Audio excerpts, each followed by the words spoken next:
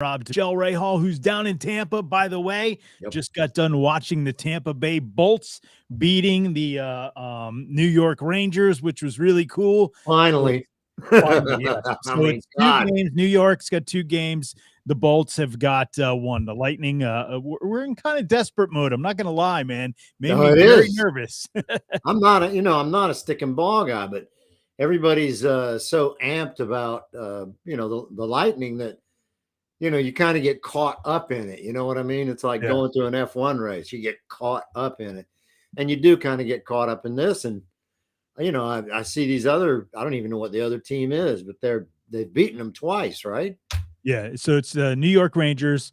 So all year long, the Lightning haven't won the series with the Rangers. So it's kind of nice to see they're in the right before this is going to the Stanley Cup here. Whoever wins moves on, and the Lightning's been there the last 2 years. And are defending champs. So here they are. Their backs up against the wall, and they're able to pull this out today. Doesn't mean anything yet, but we still got.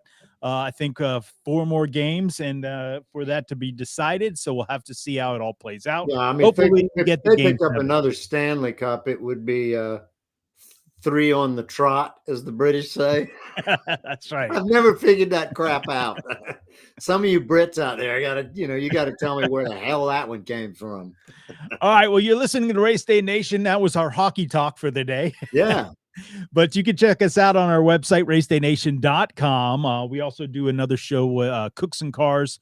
So you can check that one out. If you're into high-end cars, love good recipes, you can see that one, cooksandcars.com. You can follow me at Rob D'Amico. That's ROBDAMICO. Michele, where can they find you? They can find me on Facebook at Michele Rahal, Michele, and the last name Rahal, or on Instagram at Michele Rahal. Then the number 9, Michele Rahal, the number 9. All right, so we're going to recap a couple things. We had Monaco last week, which we talked about. Great racing going on there. Sergio Perez with the win, which was a big surprise to me. I wasn't expecting that. And, with the rain and wet tires, you'll hear that coming into play at a couple races this weekend as well. But we had last week with the rain and all that went on. It really screwed Ferrari big time in their with Leclerc's home race. Ferrari screwed Ferrari, and the rain was there. But that was, that's one of those, the race control, Ferrari making strategic errors, which they could ill afford to make. Now you've got Perez. And by the way, Perez signed his contract, his 2-year extension, before Monaco. Yeah. Then he goes out and wins Monaco. They had the clip of him on TV going, I might have signed too soon. You got to love that stuff. But all good, man. But a great race. I thought it was a good race. Listen, it's not a huge passing race. We know that. It's Monaco. It's very tough. The equalizer a little bit was rain, but these guys had a hard time, going back and forth from wets to slicks, and vice versa. But ended up being an okay race. Did you see Schumacher crash? Oh man, I felt bad for this kid. Yeah, well, they're designed to do that. I mean, they're designed that the rear breaks away so that all that heavy equipment, machinery that's behind the driver doesn't end up folding in on the driver. So it's meant to break away. But I mean, the rain, the delayed start, the no standing start, all sorts of things were happening there that, these are Formula One people. All they do is strategize. And for Ferrari to screw it up was really surprising to me. But hey, everybody makes a mistake. But what's interesting now is that Perez is only 6 points behind Leclerc. And Leclerc is I think Verstappen is 6 points ahead, something like that. Yeah, Verstappen has 125. You can see Leclerc's got 116, and back 9 points is Perez sitting there, which this should tighten things up. I know it, and we haven't seen the best yet because that's one of the F1 stories we've got is Steiner. God bless him, man, Gunther Steiner. He has made Netflix needs to be writing his ass a check for $1 million damn dollars Yeah. because he is hilarious. He won't watch himself, but he's incredible. Well, I mean, his contention, and I think he's got a legitimate bitch here, is that all the top teams, they want the FIA to extend the budgets beyond the 145 million. They want them to extend it so that they can make sure those salaries are paid. They can make sure that everybody's taken care of. Horse crap, man. What's going to happen if they allow them to do that? Every dollar will filter its way into R&D, and they'll start updating these cars where it isn't so obvious, and they'll spend more than they should. And that's Gunther Steiner's complaint. And Yeah. for those of you who don't know, Steiner is the team principal for Haas, which is the American team. And I predict if the FIA does not allow them to go beyond that budget cap, you're going to see those mid-pack teams like Haas and those guys start to close that gap down to the top three teams, because the top three teams have said, we're not going to make it. Ferrari even popped out and said, we may not make the last couple of races of the year because of it, which is, absolutely hilarious. Did you not sit down with the accountants? Did you not do a forensic accounting of this new budget and how it was going to play out? Well, it's not going to play out in your favor if the FIA doesn't fold. And I hope they don't fold. Yeah. I'd like to see more people moving up to the front. I mean, Aston Martin, maybe, Perez is going to in Baku, which is coming up next weekend. That's one of his tracks. I mean, he took the Force India, or what was Racing Point, now Aston. He took that and drove the living crap out of it. He beat Verstappen. So let me ask you this. Is it like we see with other series, NASCAR, IndyCar, IMSA, trying to level the playing field? Does it make sense for F1 to do something like that so we do have more competition, better competition, better, drives for championships, things like that? Can you do that in a sport like that? I mean, we've seen it done elsewhere. They're bringing these budgets back down to get everybody in the sport, to try and bring more people, like NASCAR, the Trackhouse guys making us, making a good effort coming up. You have it in IndyCar, you have it in IMSA, you have it in all these different series. Can we do it in that type of? They've done it a different way. They do it with BOP, balance of power. Yeah, and I hate that. They start ballasting cars, make them heavier, or take horsepower away. Right. That becomes complex. Less gas, whatever it is that equalizes that, right? If they had taken the F1 budgets, and just so folks out there that don't know, any new fans to Formula One, Mercedes was spending $500 million a year on that team. Ferrari, somewhere around 400 billion. And Red Bull, 300, 3.5. I mean, they were up there. They were encroaching at the $500 million mark, 500 million. That's nuts. They should have staged it a little better. I think going from, that amount, 500 million. I think you said billion earlier too. I did. I went, drop it, but, stage it down. Yeah. Maybe over 2-year period or something like that. It's really going to be interesting to see this, though, mid-season. I mean, what's going to happen in the summer break? Who knows? I mean, is somebody going to miss a race? Well, you know what? If they didn't manage that budget, they deserve to. Yeah. All right. So let's move on. We'll get to this weekend's racing. And there was a lot going on. You had the NASCAR guys at Gateway, the trucks, and the Cup Series, which Cup Series right now we're on live, and they are about 25 laps to go. So we'll kind of get you an update here in a few minutes. But the trucks were also at Gateway. This is the first time the Cup Series was here. So you had very few. Well, you had most of the drivers who have raced in Xfinity or trucks been there before, but trucks were there. Had a great race. It was okay. Listen, it's they come back. I will say the crowd has been awesome, which was really cool to watch. Here is this crowd go, be pretty big. and showing up in St. Louis, which was cool. But Corey Heim ended up winning the Truck Series race out Gateway, or what they're calling whatever the technology center or whatever it is. Yeah.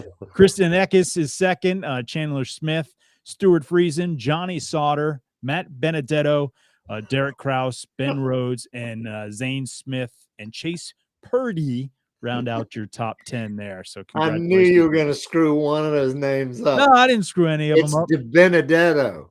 Benedetto. No, yeah, it's De Benedetto. The same as Tony Bennett. Yeah. That was You told that story a couple weeks ago. I know. Okay, it's old. I just want to remind you. Just trying to slip one in on everybody with my immense gray matter. So points for the Truck Series. So it's Ben Rhodes, Chandler Smith, Zane Smith, John Hunter Nemechek, Stuart Friesen, Kristen Eckes, Ty Majeski, Carson Hocevar, Matt Crafton, and Grant Infinger are your top 10 in points there. The Xfinity Series, they did something different this week.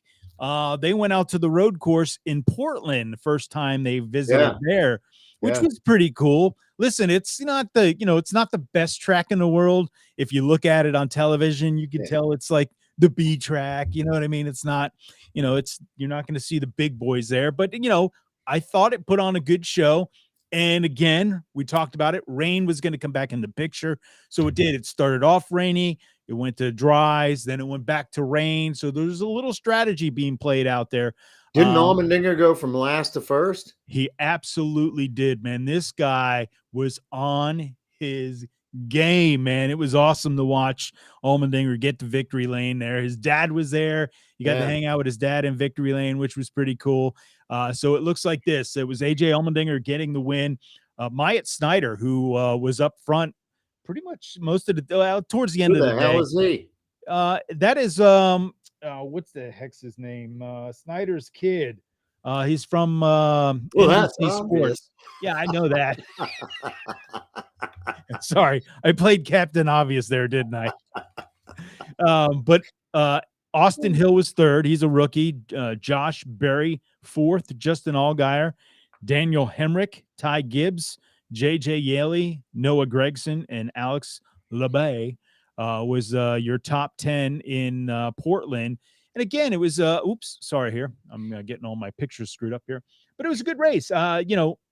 He did a great job. Allmendinger deserves the win. He passed a lot of cars to get there, man. Yeah. That's what's impressive. And that's what we talk about with road racing and rain, kind of being the equalizers, if you will. This is a guy who had to go to the back. He crashed on the first lap and was able to work his way up. At one point, Andy Lally was leading this race. Yeah. So, he's a road racer from way back and knows how to get things done. And he's still road racing in IMSA. Yeah. And, these heavy cars, no brakes. The windshield wiper barely works on these things. He probably gets in this thing and goes, man, this thing's a giant piece of junk compared to what he drives in IMSA. All I can tell you is I'd never driven a car that had fenders on it, and I drove one of the Nissans in IMSA, and I got in this car. The first time I ever drove it was Phoenix. I got in, and it's like, okay, here's this dash with all these lights flickering and flashing. I mean, I tried to stop on my first hot lap, and it was like, holy crap, this thing's not going to stop. And it finally, it did. But it was like, you got to brake a lot earlier. Oh, yeah. I thought this must be what NASCAR's like. Not even close. NASCAR is like 10 times harder than what I was in. It's funny. I have I have a Toyota Camry that I run around in, right? Which is, pretty light car, brakes nice and easy. But then I also have a Toyota Sequoia, and I get in that thing. It's huge. And I feel like I have to stand on the brakes and I have to stop a mile back before, you get, it's bizarre. Exactly. The feeling in that thing is when I'm driving it. I've been driving a big truck. BJ McKay and his best friend Bear. Wasn't that the show back in the day? What? About the truck drivers, BJ McKay and his best friend Bear or something like that. Oh, It's I an have old no trucker idea. show. You have weird taste in film. That's all I can tell you. It was a quality show, by the Oh, way. yeah. Sounds like it. Yeah. Big hit. Uh, all right. So we'll look at Xfinity points here. We'll get you AJ Allmendinger, still the points leader, and congratulations, second win of the season. Like I said, I think it's his 12th career victory. Ty Gibbs is second, 43 points back. Noah Gragson is 44 points back. Josh Berry, Justin Allgaier, Sam Mayer, Brandon Jones, Austin Hill, the rookie, still in the top 10. Daniel Hemrick, ninth, and Landon Castle rounding out the top 10. The guy that's missing is your Herps fella. You beat me to it. Damn you. Yeah, And because I'm every sorry. time when these things pop up, it's Mr. Herpes, whatever his name is. And I feel terrible for the guy. Worse than I feel for me, Mr. me Herpes. and Michelle. Yeah. I mean, at least I don't have an STD attack. Can you imagine sitting in the doctor's office? Mr. Herps, Mr. Herbs? right this way. Oh, God, that's me. Everybody kind of moves away in the doctor's office. Good coffee, by the way. Oh, what are you drinking? Is it It's good Folgers? Colombian coffee, man. Yeah. I slip it in, Your afternoon Sanka, sir? Mm. Hell no, man. I got to have caffeinated coffee. I can't do decaf. No, I'm with you, man. All Never right, make it. so we'll look at IMSA. They were at Detroit, Belle Isle, which this is the last time they're going to run there. They're going to run the streets of Street course, Detroit. Yeah, which is pretty cool. Do you remember the street course? Are they changing that up? Do you know? Or from so long ago, I just remember Danny Sullivan running it and the Benetton. It was a long time ago when they did the street race there. I'll have to look that up because I don't know if it's similar. Did they change something, or if it's going to be the same version of what they used to run? I think it's going to be a little different. I mean, you've got Penske's hand on this, so it's going to be whatever it is. It's going to be the best it can possibly be. I mean, he just doesn't do anything half-assed. It's simple as that. No, not at all. But it was the 01 Cadillac getting the victory there. Congratulations to those guys. It was Sebastian Bourdais, and this guy's name always tears me up. Ringer van der Zander. That's his name. And if you say it really quick, you never get it right. I'm sorry, but got to be South African. And then the Lexus guys in GTD, they ended up in victory lane. So congratulations to those guys. Got in a fountain there, which I thought was pretty cool. That's what I'm going to miss there is when I think it was Ryan Hunter-Ray who first started that, getting in the fountain with the victory. Yeah. And now it's kind of a thing like kissing the bricks at the Brickyard. Sure. That's, Detroit, you always see that. But maybe there's something new that, they can do running those streets. And, the big thing there, it's, the manufacturers are there. They're trying to get them more involved. They're all there. Yeah. So they're trying to do something with the downtown area, and hopefully it elevates that city back to up where it used to be when the manufacturers and everybody kind of ran that town, and now it's so run down. They've had so many problems. Yeah, they ran it into the ground, just like Chicago, just like New York, just like Seattle, just like San Francisco. Right into the ground. Yeah. It's actually quite pitiful in my eyes. Yeah, very, very. I'm not going to talk politics, but whoever's running the damn places ain't doing their job. No, not at all. So we did have the IndyCar race. They raced at Detroit as well. They put on a good show. We've seen, I felt bad. Rahal started that race, and it was he just right off the bat got into the wall, and I felt bad. He's not having the year I thought he was going to have. And I think overall, Rahal, Letterman, Lanigan Racing are having some issues. And same thing with Andretti, not where they need to be. That being said, Alexander Rossi seemed to get on his game today. Got nothing to lose. He's going to McLaren, so it's like Katie bar the door. From this point forward, I'll just stand on it everywhere I can. And he did, and he was, it's, as you said, a couple more laps and he might have taken power down. Yeah. Which is, that's all well and good. I mean, I thought the cars looked pretty strong, other than they're just butt ugly with the canopy on them. See, that doesn't bother me, man. I know it drives you nuts, but it doesn't bother me whatsoever. I mean, if they looked a little bit more like Adrian Newey's version of an F1 car, with a canopy like a fighter plane or something, maybe. But they just look, I don't know, just. I know what you're I'm putting saying. too much on aesthetics and not enough on safety. Yeah, correct. Because But it is safe. They're safer. I yes. do like the halo. I've gotten used to the halo in Formula One, but it doesn't keep small parts from intruding. Yeah. And I'm not sure how much that glass or whatever it is they're using. I don't think it's IndyCar. Yeah. yeah.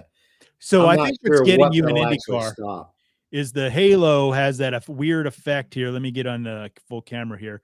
Has that weird effect where it goes up, and then in F1 it kind of swoops back down a little bit. In IndyCar, it comes up from the front of the car. You got the little windshield, and then it's like flat. And I Yeah, think that's what's getting you is that flat part right there. That's kind of making it weird for you. But yeah, but maybe the it's safety's there. yeah. Uh, I but mean, we've even seen they're it in all they're real so quick. much safer than what we've driven in the past. My God. Yeah. I mean, much safer. The carbon fiber tubs, just a whole lot safer. The last Formula car that I drove was it was an aluminum monocoque, the Yeah. RT4 Atlantic, and that's what you hit something, and all that metal starts to fold in around you. That's the Oh, last thing I you want thought they were to calling you the aluminum monocoque. happen. Well, at least I've only got one. Wow. I'm so glad now I understand. Hey, all right. Look, Explains a lot, doesn't it it? sure does. Let's look at the results for the IndyCar series. Will Power was the winner there. Alexander Rossi again on a tear. Scott Dixon, a good finish there. We haven't heard his name really up in the top except for at Indy. Joseph Newgarden, he tried a strategy, just didn't work. Pato Award, he was doing pretty well. He was pretty satisfied with where he was because he played a strategy too that didn't really work out. Alex Palou, same thing. Marcus Ericsson, Colton Herta, Simon Pagenaud, and Felix Rosenquist round out the top 10 there. So congratulations there. And, it was Will Power has been leading the points for so many weeks, Yeah. but he hasn't really been a big name in the race. Sure, he finishes in the top 10, but he wasn't really there until the end. And he plays these weird strategies that, get him up there, but he hasn't really been It's kind of like victory lane. it's like the Keke Rosberg effect. You don't win a thing, but you win the world championship. And that happened with Nico's father, Keke Rosberg. And it's kind of the same thing. But if you look at the IndyCar drivers, Colton Herta, Belle Isle has never been friendly to him. I mean, Yeah. that's always been sort of for some reason or another, a strange track for him. And as far as Graham's concerned, I haven't spoken to him in quite a while, but he's got a lot of other outside interests now as well. He's got a Yeah. huge performance shop, which is, from what I'm told, is booming. Yeah, man. The I'll be Porsches, the honest with you. Ferraris. I mean, they're tuning them. He's got a real growing concern going there. Yeah, so Graham Rahal Performance out of Indy. Yeah. Their shop is literally right next door to John Force Racing. It's right next to I wonder Ricky. why. Yeah. Seeing it out there, man. The Yeah. daughter married Graham. Yeah, I need to keep an eye on that son of a gun.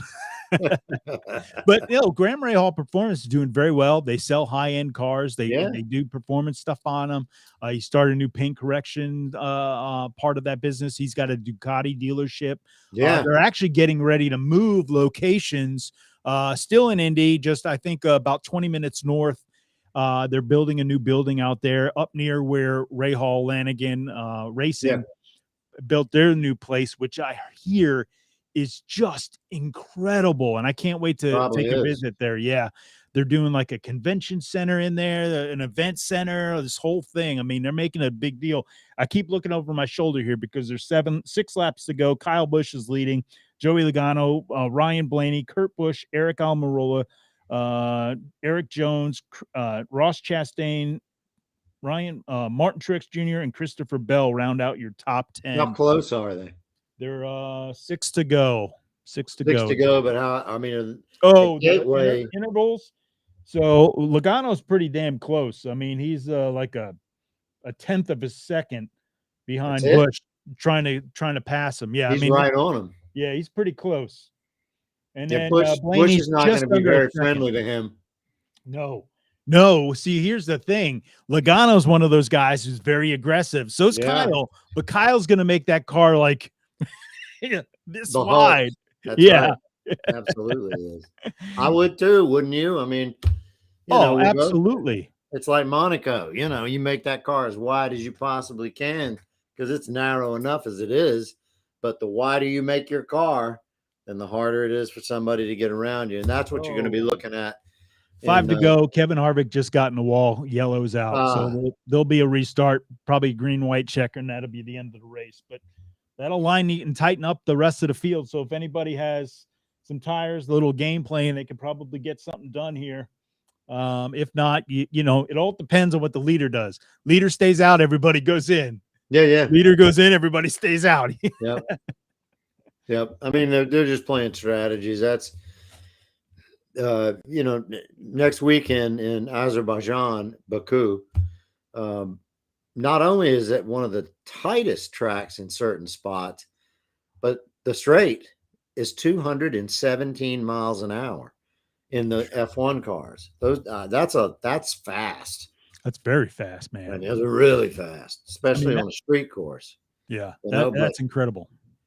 Yeah, I mean, people don't realize just how fast these cars are because television, the cameras create an illusion of speed, not of the cars not being as fast as they are and as close as they are.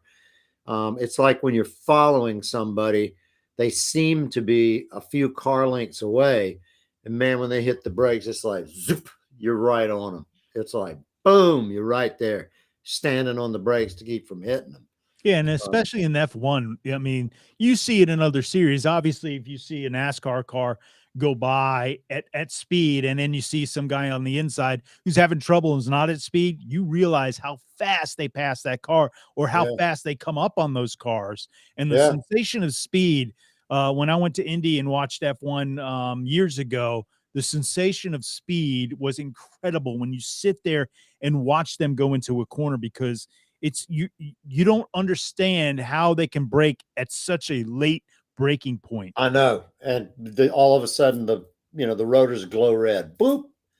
And they've gone from 180 down to 80 in just a split second. I mean, there's a lot of G-forces involved there. Yeah. You were lucky. You got to see the last of the V8s run. Yeah. So the sound that they made was just incredible. Yeah, much different. God, the scream. I mean, you literally had to have earplugs. Otherwise, you were going to go deaf. What's that? I'm sorry. Yeah. I have that same problem. Where are we? I'm just watching the race. We'll do some commentating, damn you. Yeah. This is pretty damn interesting. Yeah. Hey, look. Looky here. Yeah, we can't show it because obviously we're not an affiliate, but we could talk about it on the air. But right now Kevin Harvick lost the tire, and they are having still some tire issues. And what they're saying here with these tire issues, I want to explain this because they're making Goodyear's coming out and saying, hey, it's when you put these tires on at low pressure, okay? Yep. And you go out and you run your first couple of laps, you've already done the damage to the sidewall. There's no coming back from that. So when you do that and you don't put it up to the recommended pressure for these tires, you've already damaged them 2 laps in, but you're not going to see it until you get about 25 laps onto it when it starts to heat up. And then that where, tore down the rubber, that's where it's going to break apart. But if you set the pressure before they go out, then it's going to go above what it should. That's right. Because but they're saying there's the recommended tires heat up and the pressure goes up. Right. But they're saying if they started at the recommended pressure, what teams are doing is they're going below that recommended. Of course. So then they're, you've seen it where the sidewalls are all wrinkly looking because they're very low on pressure. Well, that's tearing the tire apart inside as soon as they put the tire on. but you don't notice it until it builds up the pressure, and Right. that's when it tears where the damage is done. So it takes about 25 laps for that to happen. But they're still also having there's a couple cars that have the hub issue with the one lug thing, so that's always been a problem. I'm waiting to see this if they got a restart going here any second now. That's too much to ask for them to be able to, put a depressurization switch of some sort so they could start, with a lower pressure and raise the pressure, or raise the pressure when they start And then and lower it release down, some of the pressure as they move start to along. build, yeah. Yeah, so it Because that doesn't go over. Yeah, because here's what tire pressure does. So if you start low and you can build that, it's a longer run you can make, right? So Correct. if you start with a higher pressure, it's a shorter run you can make because the tire's going to wear. But Yeah. I like what you're saying though, is you start at whatever the recommended is, you start to build, you can release some of that and keep that run going. But that's technology I don't think NASCAR wants to dip into. Again, That's why people have asked me, why are these cars weaving back and forth so quickly, like the F1? Why are they doing that? Why are they doing that? That's to heat the tires up and to get them up to what's known as the operating window of that tire so that it sticks. yeah. I mean, because you go out on cold tires. Can you imagine if F1 really went out on cold tires? Because they do have tire warmers, Oh yeah, they and warm they're them one of up the only better for 'em. sports that do that. No other sport really does that. They won't allow it. Yeah, can you imagine those types of cars going out with that cold of a tire like you see in some of these other series? Right off the track. They're Oh, so yeah. stiff now because they're running the 18-inch wheels. It's the cars are just knocking, it's like teeth chattering. Yeah. They're so stiff. But, going out there, I see it again, it goes back to keeping the, series at a decent level playing field when it comes to money because NASCAR's not gonna do something like that. That's gonna No. I do wish they do one thing. Here's a money-saving thing. Now, people will lose jobs, and that's not cool, but I would love to see the cars have the air jacks instead of guys running around Right. these car. It's too dangerous on pit lane. How many guys are going to get hurt out there? It's ultimately going to happen again. It's happened before where people really gotten hurt on pit lane. It's been pretty safe over the last, decade. But I will say this: I would love to see that car come into pits. The air jacks go up. Yeah. They come out, change tires, air jacks go down, the car takes off. That's always been part of the NASCAR show, though, is the I is the know. pit crew and how fast they can do this. But when you run into 2.3-second pit stops like F1 Oh, it's or incredible. 8 or 9-second ones in IndyCar because they're fueling, um, then you begin to ask yourself, all right, what's the real show here? Uh, and I agree with you. Now it will, that type of system. You're not lifting a 1,500-pound car. You're lifting a 3,000-pound car. Yeah. So it's gonna add some weight to the car for sure, and some complexity. I mean, let's face it, they're having a hell of a time with the center locks as it is. Yeah. Which I just don't get. But I I will mean, say the composite bodies are holding up very well. yeah, These cars sometimes will get into a wall and it's like no damage whatsoever, which has been really great because in past, the back deck lids flying off, you got crap all over the track because it doesn't stay on the car. What was it last week? They had that wreck where the car rolled over and the tire yes, literally broke off and got caught up underneath the car and it stayed with the car. It was tethered to the car. tethered, The yeah. body stayed in pretty good shape. I mean, they've really toughened up and made these cars very rigid to compete and go out on the track and do I so. like the direction they're going. I'll put it that way. I do like the direction that NASCAR is going. Um, I found it odd that a lot of the drivers are complaining about the sequential shifter. Yeah. I mean, how hard is that? It's so easy to use. First, second, third, fourth, and when you downshift, it's just forward. That's all it is. I mean, it's Yeah. like, what aren't you getting? I don't know why they're having trouble with that, but apparently they are. I mean, that's Yeah. what they're. who was it? It was even Kevin Harvick. Kevin Harvick's not a guy who, he pretty much gets everything pretty much right away. Yeah. And he spun coming off of the pits. And he just screwed up his shifting, how he was doing it. And I've only ran once with that type of shifter. It was in Bertle Rouge. No, was it Bertle Rouge? Did they have that? No. No, it was not. Oh, I've done it with Lucas Oil. With the They had paddle, those. with the paddles. Yeah. That was the first race. It was 6 years ago, but I just helped them set the cars up. And I was used to it in 2 laps. I felt like, this is great. Yeah. Look at me. I'm in Formula One, Hey. Yeah. Hi, fellas.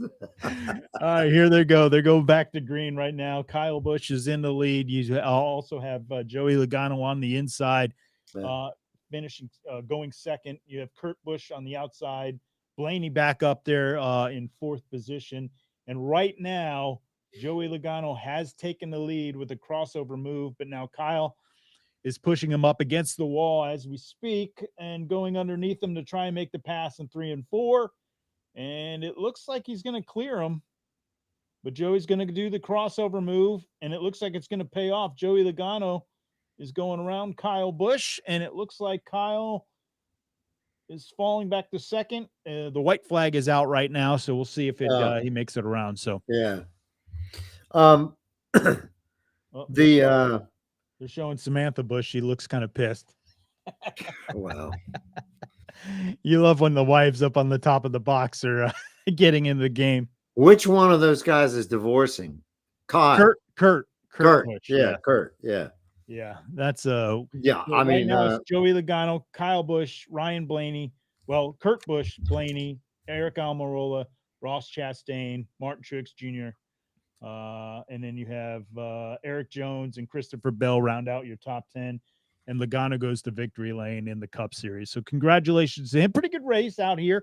I will say they talked about this track not being able to pass, man, but they were going 4 and 5 wide at times on that long straightaway and then getting into these corners, which weren't banked very much. Like 1 and 2 is like 11 degrees. So it's makes it very almost difficult. like a Darlington without the paperclip. That's right. Shape. Yeah. Yeah.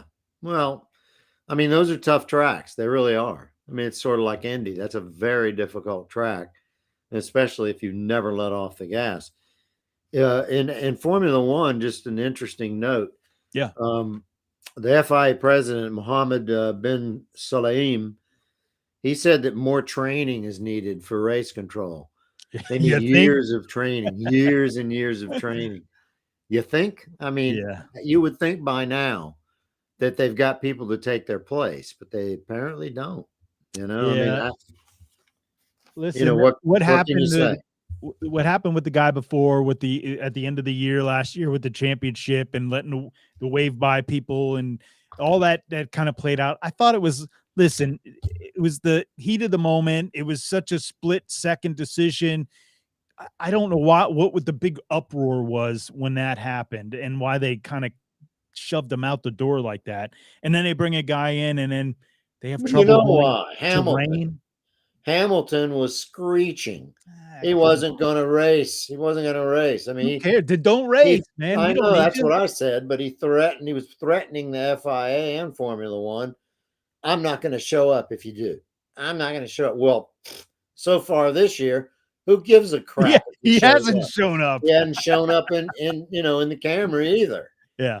I will say that's not to say Mercedes isn't going to take a jump, but that jump's going to stop because they're the ones complaining about budget caps, Ferrari and Red Bull. Yeah. Those 3 teams are complaining about these budget caps.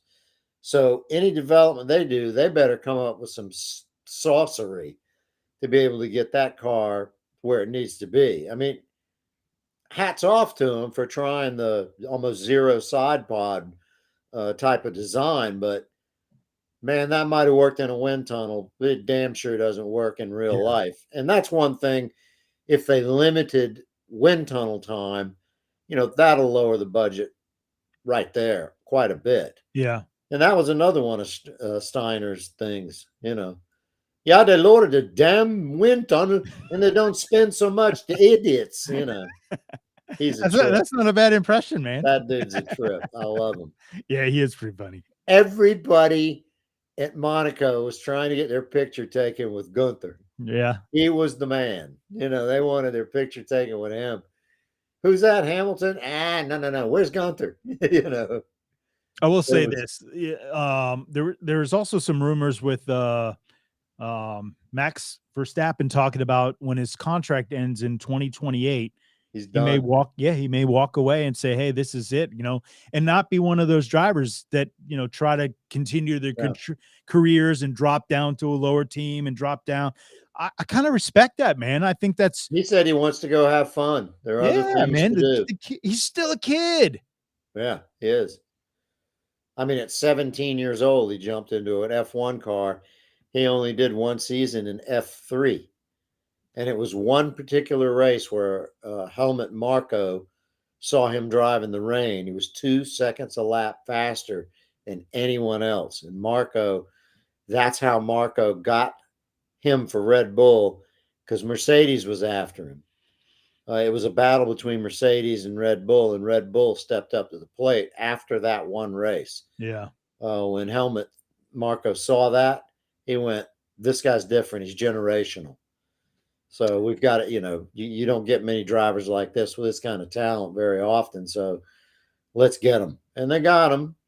And Verstappen has just said, "Hey, when I'm done with F1, I'm not going to do anything else." Yeah, and you can't blame him. No, not really. I mean, his whole life has been spent from 6 years old all the way up to now. He's done nothing but race, and now he's a multi-millionaire. Oh, yeah. I mean, he came in the era where the drivers were getting paid, where they don't have to go. I mean, even Alonso did too, but not as much as what, Max has done, Lewis has done, that kind of thing, where these guys. Alonso's still the third highest paid driver. I know, it's amazing, dude. He's like, it's like, okay, we know you can drive a car. It's just not in a car that he can drive, right? It's not, it can't perform. We know the car is the limit. He's making the car do more than it's supposed to do. But yeah, with Alonso has the ability to charge a team up and to really get the team working together. And he's got a unique ability to call strategy from the cockpit of the car rather than the pit wall. Binotto from Ferrari, when he was with Ferrari, Alonso was there, and he said it was stunning. He couldn't believe what fools Alonso would make out of the pit wall strategist. Yeah, that he could from the cockpit say, "Leave me alone. I know what's happening." And I he keep was able looking to over call my the race. shoulder because they're showing the Ross Chastain, Denny Hamlin deal, because there's probably going to be some type of fight here in a minute. These guys were going at it on track, man. Oh, were they? Oh yeah. Yeah. But I'm interested to see what's going to happen there, because these guys literally were going at it on track. Yeah, he's pretty much going right to the hauler, so he didn't get caught up in anything. Yeah. Oh yeah, that'll be a fight. Yeah, fight to the finish. But yeah, I can respect the guy who says, "You know what? I'm young. I got a championship, maybe multiple championships. I've made my money. I want to go do something I want to do." Well, Verstappen's at $50 million a year. That ain't bad pay. I mean, that's a hell of a salary, and then he gets endorsements on top of that. So he's got to be at the $70 million mark. Hamilton's right there. Hamilton probably with endorsements is more, probably higher. Hamilton's very popular, and they want to he'll go into music, acting, activism, you name it. All right, I got a busy week coming up. I went to some car shows today. I went to the one that's out here, and we have Caffeine and Octane, and then we have one where everybody kind of goes is like cigar bar afterwards, and it's really cool. You go hang out there. I got some videos I'm going to put up on social. You smoke cigars that early in the day? No, I didn't have one because I do one every now and then. I'm not a heavy. I got 4 nice Cuesta Rays out there. I may might fire one of them babies up tonight. That's right. Go out on the deck, sit by the pool, chill out. Yeah, I don't. Chilling out is just not something I can do. It's the weirdest thing. I mean, if I were cycling again or something, that'd be my relaxation. But Yeah, I've always had a real problem with relaxing and having fun. You know, I mean, I used to enjoy fishing, but it's never. kind of like, okay, got to have the boat, got to do this, got to do that, all this equipment. And at the end of the day, you just kind of grow out of crap like that. Yeah. Then Monday, I'm going to the BMW in South Carolina, the manufacturer Oh, yeah. there. Going to take the plant tour, which is going to be pretty cool. Can't wait for that. I'm really excited about that. That's tomorrow morning. We're going Well, to head out there and watch that. And then Thursday and Friday, we're heading up to Highlands to go see the Motor Festival up there, which is a big deal in this yeah. area. Yeah, it's going to be a good one. What's good about BMW is the newer ones coming out. They've begun to reduce that hideous fascia, front fascia they've got. It's like this big. No, they brought those grills down again. Thank God. I mean, it looks like some sort of I don't know, a fish coming at you, a lamprey about to I have latch that. onto your ass. I'm a big Ferrari guy. I have that with some of the Ferraris though, where it has that weird fish smiley face thing. I'm like, Yeah. it just looks weird to me.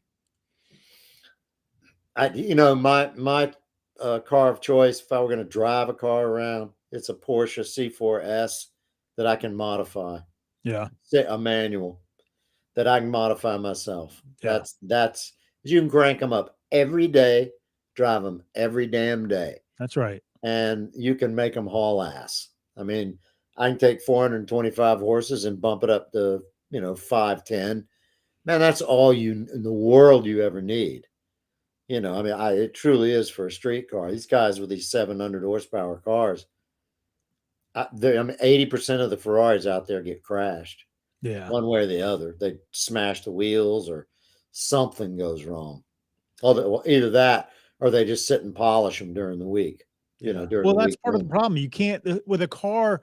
You still have to. You can't leave it in there. You can't not start it. You can't. No. You have to get it out. You have Yep. to take it on rides at least every weekend. I see these guys that put these cars in these warehouses and they just sit there. And by the time it's time to do anything, now I got to change all these gaskets. I got to do this. I got to change this fluid. I got to do. And I'm like, if you just took it out, enjoy the car. That's Yeah. yeah. For me, it's listen, I'm not the guy that's got a lot of money that can car collect like that and go sell a car and make money. I'm the guy, if I ever get a car like that, I'm driving the piss out of it. Me too. Me too. I mean, I'd like to have another E-Type. I mean, we grew up with nothing but Jags, and I'd love to have another E-Type coupe that was resto modded. That, and I know who'd do it too. A friend of mine, John Sacramento, be able to put a nice straight six in there, but have EFI instead of the carburetors. Yeah. More modern, types. It would be a hybrid of both the running gear and the dash and the Series 1 where they had the covered headlights. It would have covered headlights. So it would be a hybrid of both the aesthetics and of the mechanical running. Yeah. But you could drive it every day. Yeah. Get in and go every damn day. And that's what I like. I like to drive. I don't like to polish. Yeah. I like doing both, but driving is the best part, right? No, I want somebody else to polish it. I've done enough of that crap. You can call my son. That's what he does. AutoHex is his AutoHex Concepts is his deal. Oh, he's got a business now. Yeah, he's got one. It's going really well, man. He's actually working for another company as well here in Atlanta with high-end cars. They sell high-end cars and all that stuff, but all good. All right, I think that's it, man. Pretty good show today. Had a lot going on in the racing world. Recapped most of it, and got a busy week coming up. So look for my post at Rob D'Amico, ROBDAMICO. If I could spell my own last name, that would be great. I'm gonna have to put on your own name up. Come on, if there's one guy in the world that could do that, right? Da, da, da, da, da, da. But you can also find us on the web, racedaynation.com or cooksandcars.com. Michele, where can they find you? They can find me on Facebook at Michele Rahal. That's MicheleRahal, or on Instagram at Michele Rahal, MicheleRahal, and the dreaded number 9. It's a curse. That's all, folks. We're out of here. Thanks for watching. We do appreciate it. And Michele, peace out. we'll catch you next week, man.